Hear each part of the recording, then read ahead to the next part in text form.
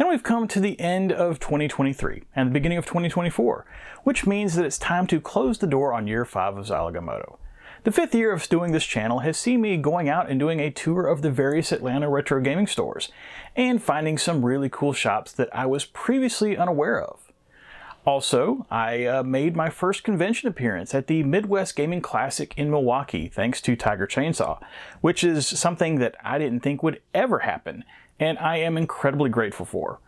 All along with the traditional Sega reviews that the channel is known for. With this year, I covered 26 Genesis/Mega Drive games, 10 for the Master System, 4 for the Sega CD, and of course I had to do at least one 32X game in Zaxxon's Mother Base 2000, a game that I quite liked for a number of reasons, and one that I definitely recommend to gamers that are curious about that underappreciated console. But let me stop for a second, just in case YouTube somehow happened to drop you on this video, and you're seeing this video not knowing anything about the channel. Shame on the algorithm, it should know better and send people to my review of Sesame Street Counting Cafe instead, because that is what's going to attract the subscribers, let me tell you. In all seriousness though, just under 5 years ago I came up with the idea of documenting my burgeoning 8 and 16-bit Sega collection because I didn't want to just be a shelf collector. I mean, not that there's anything wrong with that. I'm a firm believer in gaming how you want. But I wanted to do more, so I decided that not only was I going to try to collect complete copies of every English language game released for the Sega Master System, Genesis, aka Mega Drive, Sega or Mega CD as the case may be, and the 32X, but I also wanted to create videos documenting their packaging and gameplay, and of course answer the ever-important question of if they were good, bad, or meh. In the process of working on the channel over the last 5 years, I've managed to review 227 titles for those consoles, and along the way magically get 637 of you crazy people to subscribe to the channel. And I just want to stop for a second and say thank you to everyone that has subscribed, everyone that's tried to spread the word, even if you just happen to watch this video. I'm incredibly appreciative of all of you. You're definitely what keep me doing these videos and dealing with annoyances like burned out cartridges and making dumb mistakes like buying copies of games that clearly didn't have authentic packaging. Yeah, that noise you hear is my wallet making fun of me. Anyway, so thanks for everyone for doing all that you do, and MJR, I'm coming for you in 2024. Just need 1 million or so other subscribers, but that should be no big deal, right? I mean, I'll have that by April. No, I did not say April of what year. So if I'm not reviewing a game this week, you're probably wondering, well, what the hell are we doing here? Well, for the end of the year video, this is a time for reflection on not just the games that I looked at in year 5, but also all 227 games that I've looked at since 2019. We'll be doing a few top 10 lists, so don't worry, you won't be looking at my ugly mug for the entire video, and then also handing out a few awards. So let's go ahead and get started with the 10 worst games that I reviewed in 2023. At number 10, it's Lord of the Sword for the Master System, a game that I wouldn't call specifically bad, especially not once you learn to play it, but it also was clearly an early effort into the action RPG genre, and it has not aged well. Then at number 9, it's the recently reviewed Mike Ditka Power Football for the Genesis from episode 220. This is another title that I wouldn't necessarily call bad, but it clearly needed some work with a wonky passing system and a completely broken running game that perhaps a sequel that never came could have fixed. At number 8, it's Pac-Mania, specifically the Genesis version, that is a port of one of the most unnecessary arcade sequels of all time, and to add insult to injury, due to the difference in resolution and colors between the arcade board and the Genesis, it doesn't have the same smooth visuals or gameplay of that arcade version. At number 7, it's another accolade sports title in Pele for the Genesis. I think the various Europeans that I discussed this with were harsher on this than I was, but it is ultimately a flawed game where you have to figure out a trick if you ever want to score, and honestly, it's completely unnecessary in a time and space where the original FIFA International Soccer exists, not to mention other, perhaps more sensible soccer titles. At number 6, it's yet another sports game, David Robinson's Supreme Court Basketball for the Genesis. This is a game that, honestly, I'm not sure why it exists, other than simply having a game that utilizes the David Robinson license. I remember liking it as a kid, and reviewing it here definitely showed why it's important to probably give these games a second, more mature look. At number 5, it's the last game on the list that garnered at least 2 stars from me, and that's Junction, again for the Genesis. I enjoyed the fact that Junction is an original puzzle game, far different from the Tetris and Columns of the world. However, this version of the game tweaks the formula of the original arcade version, and it would have been better off as a straight port. At number 4, we're now into the ignominious the games that only got 1 star, and the first of which is RBI Baseball 93 for the Genesis.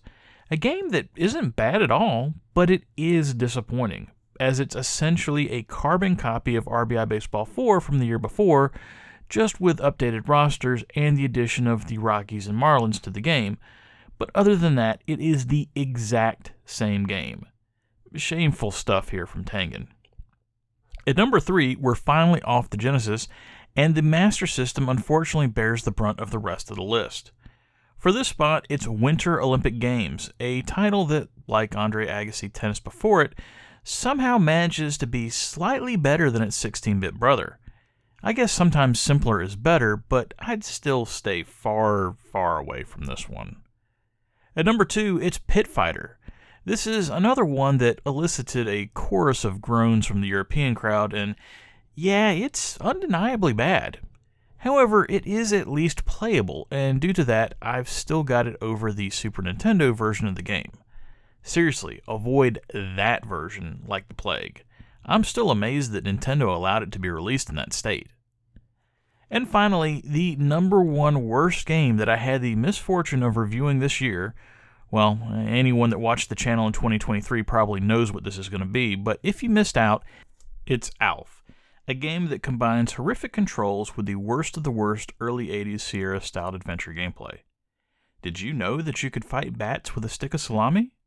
Well, you definitely wouldn't if you didn't realize that you could open the refrigerator to find said salami. I think the worst thing that I can say about the game is that it could be beaten in less time than it probably took to bring it home from the store in 1989, assuming that you knew what to do. It's the only 0-star game that I reviewed this year, but it is more than deserving of that non-score. Okay, well, that's it for the worst 10 games that I reviewed in 2023. Let's take a quick break and hand out a few awards.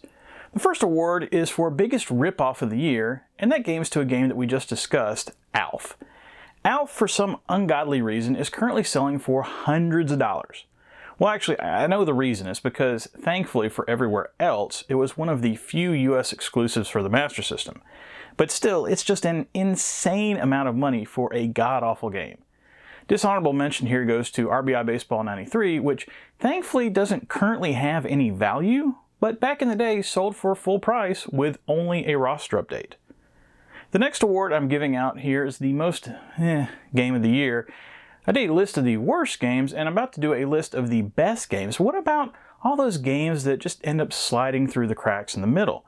Well, the biggest snooze job of year 5 was Monopoly for the Genesis, which ironically was reviewed right in the middle of the season in episode 203. Monopoly for the Genesis isn't a bad port of the game, but come on, it's Monopoly. Everyone's played it to death, and board games, even ones that you like, are always better in the real world. One more award before I get back to the list, and that is the You Were This Close award. And that award goes to the game that was this close to being great, and that's Jaguar XJ220 for the Sega CD. I wanted to like this game so much, and it's a marvelous technical achievement for the time, but the races are simply impossible to win, and that's kind of a big problem for, a racing game. I remember Dudley of Yestrazine fame mentioning in his episode that discussed the Top Gear Lotus games earlier this year that you shouldn't necessarily expect to win every race in a race game, as that's not realistic. And, I do agree with that, but none of them? Yeah, that doesn't work for me. Okay, as you might imagine, based on that, Jaguar XJ220 did not make my best of 2023 list, but what did? Well, let's take a look. At number 10, it's Bill Walsh College Football 95 for the Genesis. See, not all sports games are bad. Granted, it does help when they come from Electronic Arts or Sega. Bill Walsh College Football 95 didn't do everything better than its predecessor, as it has 16 less teams. But now all of the colleges are fully licensed, and we have the addition of full seasons, with bowls or a championship tournament, and stat tracking. This kind of overhaul makes something like RBI Baseball 93 look like even more of an embarrassment. At number 9, it's the sequel to one of the best Master System games ever, Asterix, and Asterix and the Secret Mission. Asterix and the Secret Mission isn't quite as good as the original, but it builds on the same engine that made the first game great, and does just enough to be a solid game in its own right. Both games should be in your library if you're a Master System fan. At number 8, it's Quest for the Shaven Yak starring Ren Hoek and Stimpy for the Master System. Now, I'm sure there's some people that might argue about this, since it's technically a port from the Game Gear version, and as a result has some interesting graphical issues. But being a fan of the show, I love this game, and it played well, with different experiences depending on if you're playing as Ren or Stimpy, and had plenty of references from the show. At number 7, it's Zaxxon's Mother Base 2000 for the 32X. For those of you out there that yell, well, where's the good games when the subject of the 32X is brought up? Point them here. Isometric shooters aren't for everyone, but if you enjoyed Viewpoint, you owe it to yourself to seek this one out and give it a look, as it's definitely one of the most original shooters that I've played, with its ability to vary gameplay depending on which ship you've managed to capture at the time. At number 6, it's Mortal Kombat for the Master System. This review currently sits at the 4th most viewed video on the channel, and I think that speaks to the popularity of the title. But it's not just because Mortal Kombat is a popular game in general. The Master System version specifically is a fantastic 8-bit port, and is leaps and bounds better than anything that could have been attempted on the NES. At number 5, it's another game that is high on the views list, and that's the recently reviewed Golden Axe for the Genesis. Golden Axe is the first game on the list to garner 4 stars, and for good reason. Being that the System 16 is more powerful than the Genesis, it's fairly difficult for a Genesis title to be better than the arcade version, but Golden Axe is just that. Even though it isn't quite as good graphically, it adds additional levels to the campaign, giving the home player an even bigger challenge to try to overcome. At number 4, it's the Toe Jam and Earl sequel, Panic on Funkotron. This might be a controversial decision, as I know a lot of people are partial to the original game's gameplay, but I quite like the platform style of Panic on Funkotron and its very colorful graphics. And it has the same slow burn increase of difficulty of the original, where you start out breezing through the game and then all of a sudden you realize, hey, I'm in for a bit of a fight here. At number 3, it's a game that came out of completely nowhere and had me engrossed for 2 days, and that's Wirehead for the Sega CD. Wirehead isn't a well-known title in the Sega CD library due to its very late release on the console, and with it being a FMV-based game, I'm sure lots of people just ignored it just based on the genre alone. But if you enjoy late 80s, early 90s action TV shows, and don't mind Dragon's Lair style gameplay, this is not to be missed. It's a pity that it never had a 32X or otherwise enhanced release. At number 2, it's NHL 94 for the Genesis. Most years, this would probably be in the running for the number 1 game of the year, as it definitely deserves its reputation as one of the greatest sports games of all time, with Electronic Arts finally figuring out that players wanted both NHL and NHLPA licensing in the same game. There are those that dismiss it for having the fights removed, and I can understand that, but to me, this was as good as hockey got at the time without a CD being involved. And finally, the best game that I reviewed this year came in episode 200 in the form of Sonic 2 for the Genesis. Sonic 2 did everything that the original did, but added new bonus stages, the spin dash, and of course the ability to play as a second player simultaneously in Tails, and reinforced the power of blast processing on the Genesis over its competitors. Sonic 2 was a fantastic game that I put far too many hours in back in the 90s, and I can honestly say it has held up completely. Okay, now let's hand out a few more awards before we get into the top 10 best and worst games of 5 years on Zilog and Moto. Man, that feels good to say. 5 years of doing this channel. Anyway, these awards are a little different than the last ones because they're referencing any game that I've reviewed the entire time that I've done the channel. And the first award is the biggest bait and switch award, which goes to Cadillacs and Dinosaurs, the second Cataclysm on the Sega CD. Now, if you're like me, you probably played Cadillacs and Dinosaurs in the arcade, as it was a fantastic Capcom follow-up to Final Fight, much like Punisher or Alien vs. Predator. Unfortunately, this is a completely different game that combines FMV shooting gameplay with maze-like environments, and good luck if you ever make it to the last level. The next award is the most confusing license, and that goes to Tom and Jerry the Movie. Tom and Jerry the Movie was a Master System platformer of questionable quality that had nothing to do with the movie, and I know because I actually watched the movie for the review. Then, this past year, I reviewed Tom and Jerry Frantic Antics, which actually was clearly based on the movie, but wasn't labeled as such. Figure that one out. Okay, up next is the game that most desperately needed a modern version that allowed real save games, which thankfully we got, and that goes to Zombies Ate My Neighbors for the Genesis. This game has a seemingly pretty good reputation in 2023, but it's also one of those games where I just have to say, have you actually played it? The original version on consoles had a simplified password continue system that kicked in every 4 levels, which normally I would be okay with, except for the fact that dying in Zombies Ate My Neighbors is like dying in Doom, and when you go to continue, you lose all of the weapons and power-ups that you've worked so hard to collect. Not exactly a pleasant experience after about level 15 or so. And finally, the last award before I get to the list, the It's Really Not That Bad award, and that goes to Shaq Fu. I frequently see Shaq Fu compared with another fighting game that I'm about to mention as on the worst all-time list, and it's simply a ridiculous comparison, as Shaq Fu is actually a half-decent fighting game with some fantastic hand-drawn animation that's really only second to the Capcom and SNK games of the era. As a caveat though, I will say that the Genesis version is clearly better than the Super Nintendo version, so perhaps that's where some of the confusion comes from. Okay, enough of these silly awards, let's get to the main event, the top 10 best and worst games that I've reviewed in 223 episodes of Zilog and Moto. And remember, these are just the best and worst games on these consoles that I've experienced so far, so it's not meant to be an all-encompassing list. Let's start with the worst list, and just as a note, all of these games are complete bombs, meaning that they all fail to earn even a single star. Also, a dishonorable mention goes to Andre Agassi Tennis, as it's the only game to appear on last year's list, but has now been removed because of something worse. But you're still terrible. At number 10, it's Make My Video, Marky Mark and the Funky Bunch. I really hope that somewhere out there, someone has gotten Mark Wahlberg to have signed a copy of this utter trash, because that would be absolutely hilarious. These games, if you can call them that, require the player to create a video from clips in real time. The problem is the clips are tiny and of course grainy, so good luck being able to figure out what's being shown quick enough to make the correct choice. At number 9, it's Make My Video in Excess.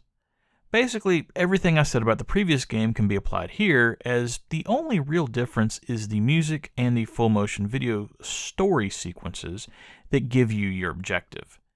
This one hurts a little bit more because I actually like In Excess, and playing this game is not how I want to remember the life of Michael Hutchence. At number 8, it's Art Alive.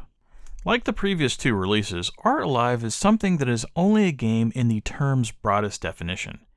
At best, it's an interactive coloring book, but without the ability to save your work, what's the point? I feel bad for any kid that got this for Christmas from a well-meaning parent, as even a lump of coal could have been used to create longer-lasting art. At number 7, it is the lone bomb of 2023 in ALF.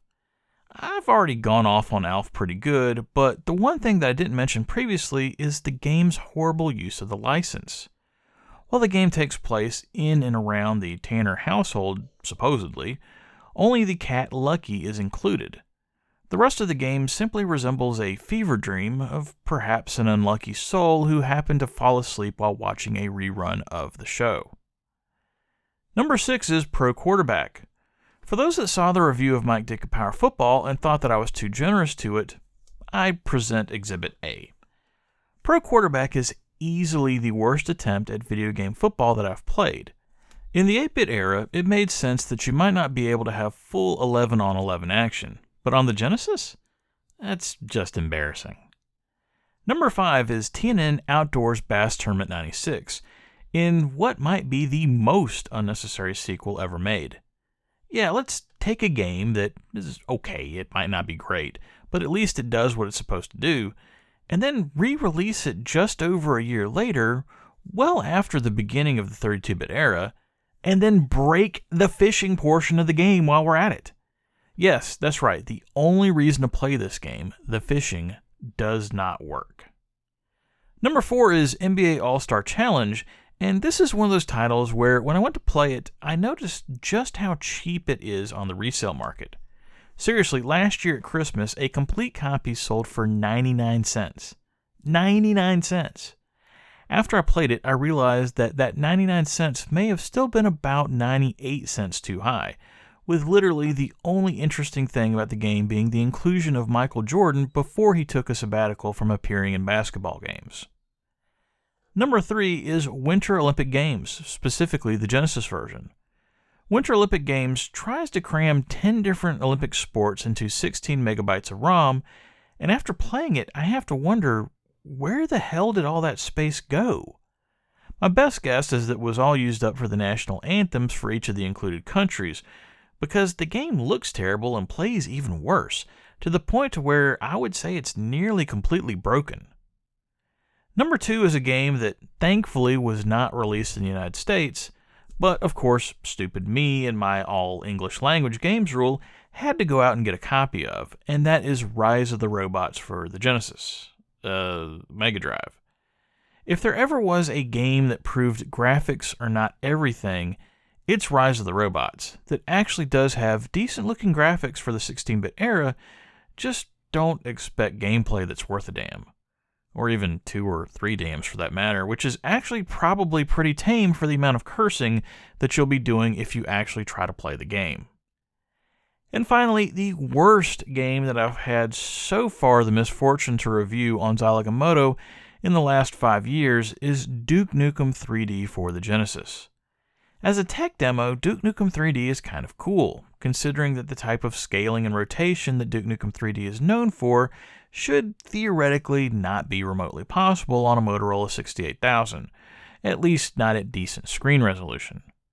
But the problem is, they took a tech demo and tried to pass it off as a version of one of the most beloved shooters of the 90s, and it is just awful. Impossible to play without cheating, and only a severely cut down version of the second chapter of the original game. This should be avoided at all costs. Okay, breathe. It's all over. The bad games can't hurt you anymore. You know, as bad as those games were, and I'm glad I played all of them, like the wise sage Beavis said, you have to have stuff that sucks to have stuff that's cool. So let's get to that stuff that's cool, and close things out with the 10 best games that I've played so far on Zilog and Moto.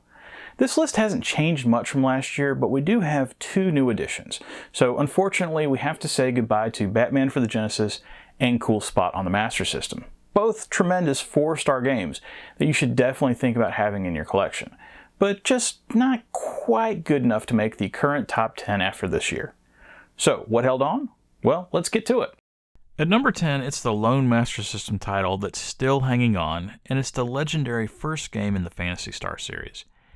Even with 220 more games going through the pipeline since that review, it still stands up to the test of time and is solidly a better effort than the first Final Fantasy. Will I ever get around to that long-awaited Phantasy Star review that's overdue by about 2 years? Well, let's just say that's one of my year 6 goals for the channel. At number 9, it's so far my best hidden gem on the Genesis, and that's Decap Attack. All the rest of the games from here on up are Genesis titles, and I definitely envision that changing in the future, but for this year anyway, that's where we're at. As far as Decap Attack goes, it's original, it's very colorful, and it has a fantastic soundtrack that comes out of nowhere. It is a crime that this game doesn't get more love. At number 8, it's the first of 2 games where I'm sure people out there are going to accuse me of cheating, but I don't care. It's Darius, which first appeared on the Genesis Mini in 2019, but has since seen a separate upgraded cartridge release as well. Yeah, I know, it's not technically an original release, but it does run on original hardware without any modifications, and it is a fantastic port of the arcade game, minus the 2 additional monitors. At number 7, it's Joe Montana 2 Sports Talk Football for the Genesis. Not everyone loves the Sports Talk feature, but personally, I think it's cool as hell, and this was the first game to feature a play-by-play announcer, beating Sports Talk Baseball to the market by about 6 months. And the game also featured full season gameplay, something that John Madden Football wouldn't figure out for a few more years. It was ahead of its time in just about every way. Number 6 is NHLPA Hockey 93. Now, I debated whether I should have an entry for both NHLPA Hockey 93 and NHL 94, or create just one entry for the series, but for now, I'm considering them separate titles. This might be a bigger issue once I get around to reviewing NHL 94 for the Sega CD and then NHL 95, but those are problems for years in the future.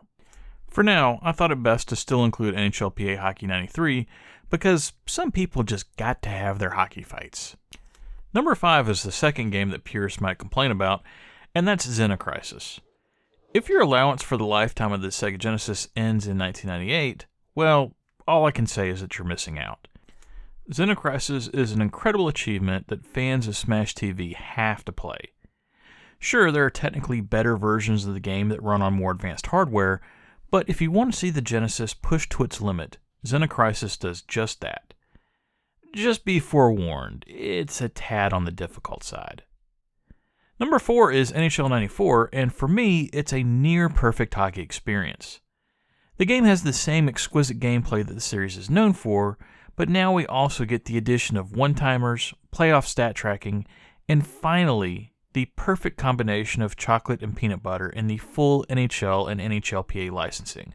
So for the first time, you get your favorite teams and the names and likenesses of their stars. Number 3 could honestly be on this list for its soundtrack alone, and that's Streets of Rage. It wasn't Yuzo Koshiro's first effort on the console, but it's the one that introduced me to him, and probably many others as well. It's not the perfect Genesis beat-em-up, but it set the stage for what was to come, and it still plays immaculately. One of these days I'll have to seriously try to beat it with Axel. One of these days. Number 2 is the game that changed Sega's legacy in the United States, and that's the original Sonic the Hedgehog. Sonic is a near-perfect platformer that adds in a sense of speed to the genre that previously was unseen, and gave Sega a legitimate answer to the question, well, what about Mario?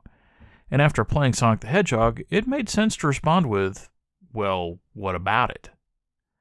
And finally, the best game that I reviewed so far on Zilog and Moto in the 223 episodes, well, it shouldn't be too surprising, it's the only 5-star game that I've reviewed so far, and that's Sonic's sequel, Sonic the Hedgehog 2.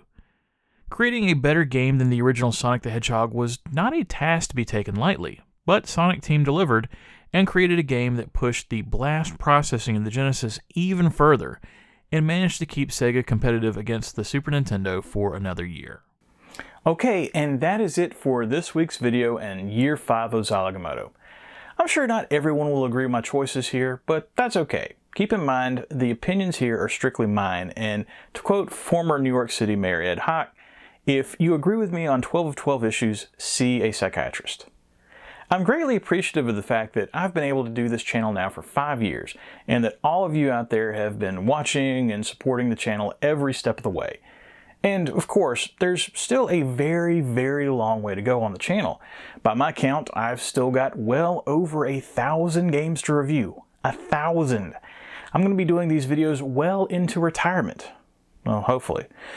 Well, I guess it's better than hanging out with the other retirees at Hardee's for breakfast. And yes, that is a very Southeast US-centric reference. For those of you who don't get it, just combine fast food and an old folks' home. Yeah. Next time on Zilog and Moto, we're back at it with episode 224 and a game on the Master System that's the first game in a series that's kind of crazy that I haven't covered yet, considering it consists of 6 games on these consoles, 3 on the Master System and 3 on the Genesis. In fact, the first game in the series on the Genesis is one of my all-time favorite action games, and I cannot wait to getting around to review that one. But to get there, I have to start in the beginning, which is what we will do next week. Well, that's it for Zilog and Moto Year in Review for Year 5. If you liked what you saw here and want to see more, please think about liking and subscribing if you are so inclined, as it will help more people see these videos. But most importantly, whatever you like to play, have fun, and be excellent to each other. Later.